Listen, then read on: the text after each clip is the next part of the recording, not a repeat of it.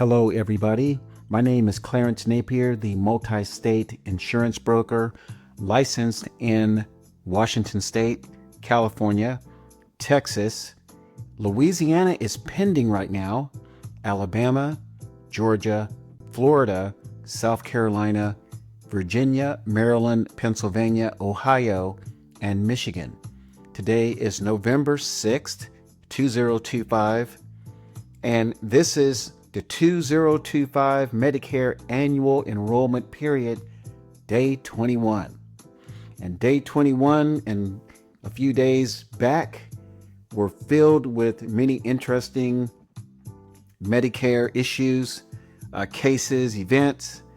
The first one I would like to talk about, and I would like to apologize for the agent workforce, is these robocalls.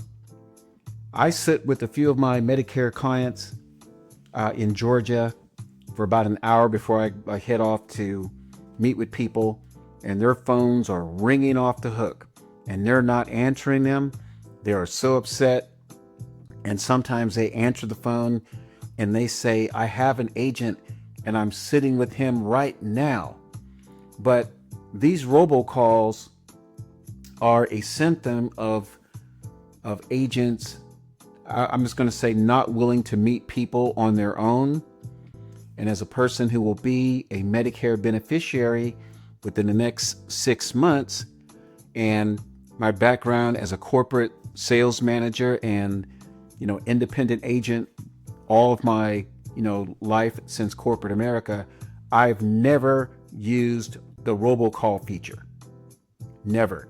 And I refuse to use it because there are so many, and I hate to say this, a lot of agents, and I can identify some agents that would agree with me, but I mean, agents are sometimes just out for the commission. Sometimes you may never see them again. A lot of times they don't even ask the right questions. For instance, what medications are you taking? What doctors do you need to be in your network?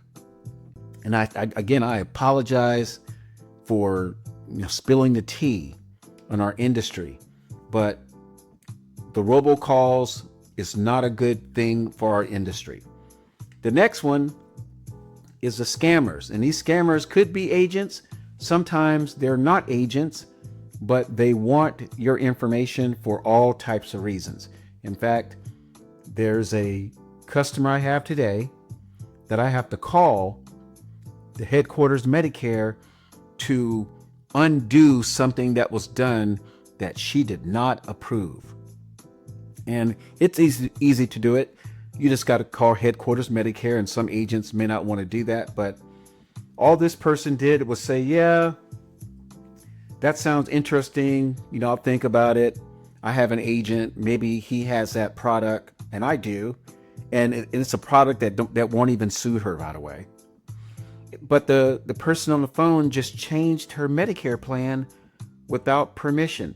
See, the thing is, there are rules that must be followed when it comes to Medicare. There is documentation that must be kept that has a lot of information that should be provided by the Medicare beneficiary to the agent or whoever's taking that order. So that's not good. So there's scammers, there's robocalls, but this is what I recommend for people who have Medicare.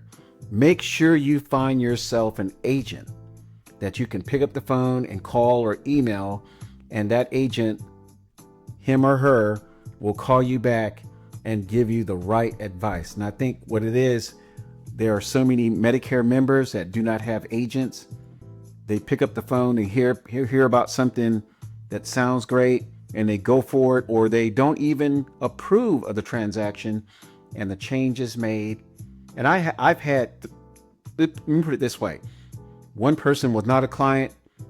His Medicare plan was changed and he didn't even know it until we opened his mail and found out that his Medicare plan had changed. He had no idea that it had changed. And that's pretty bad, because if a person needs care, maybe they have a doctor that they've been familiar with, or they have certain medications that they know that that health plan approves on a formulary, but that's not good. And this leads me to the last conversation. There's a lot of talk about benefit cards. A lot of people say, well, I want the highest benefit card that I can get. And there are some benefit cards that are higher at some carriers than other carriers. But sometimes the benefit cards may lead to you not having the right doctors. It may lead to not having the great customer service. You may get the best benefit card and go to a network where that carrier that is offering the highest benefit card may not have a good track record in the physician's office or in the medical community. I've seen that. So if the benefit card is your thing, go for it. But I recommend that Medicare beneficiaries, when they select a Medicare plan, make sure the provider network that you want is equal, if not greater, than what you see in a benefit card.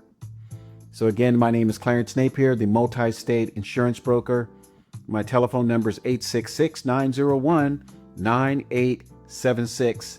Today is November 6, 2025. Make it a great week.